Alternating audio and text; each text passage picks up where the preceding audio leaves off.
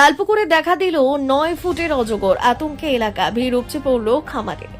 যেন সিনেমা দৃশ্য। তালপুকুর গ্রামের এক খামারে হঠাৎই দেখা মিলল প্রায় 9 ফুট লম্বা একটি অজগরের।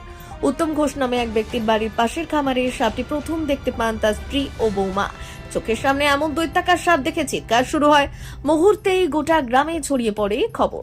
স্থানীয় বাসিন্দারা ভিড় জমাতে থাকেন অজগরটি একবার দেখতে। খবর পেয়ে দ্রুত ঘটনাস্থলে পৌঁছয় বন বিভাগের দল। দীর্ঘ প্রচেষ্টার পর বিশাল অজগরটি জীবিত অবস্থায় উদ্ধার করা হয়। বনকর্মীরা জানিয়েছেন সাপটি সম্পূর্ণ সুস্থ এবং তাকে নিরাপদ জায়গায় ছেড়ে দেওয়া হবে। এই ঘটনা মুহূর্তেই ভাইরাল সোশ্যাল মিডিয়ায়। সাপটিকে দেখতে জড়ো হয় শখানেক মানুষ।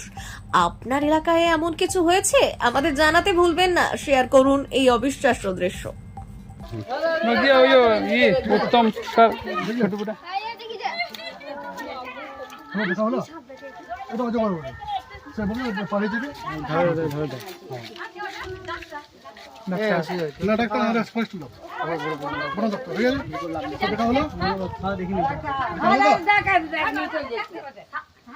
বন ডাক্তার